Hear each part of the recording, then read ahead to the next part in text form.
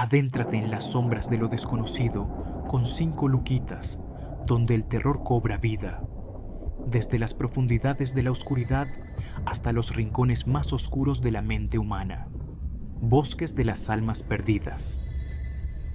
En las profundidades de un bosque espeso y oscuro se encuentra el Bosque de las Almas Perdidas, un lugar temido por los lugareños debido a las historias de desapariciones misteriosas y susurros inquietantes que resuenan entre los árboles.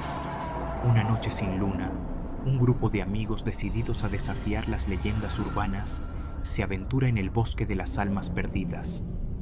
Con linternas titilantes, avanzan entre los árboles retorcidos, sintiendo el escalofrío del miedo recorrer sus espaldas.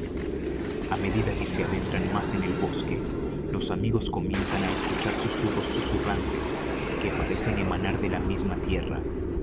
Las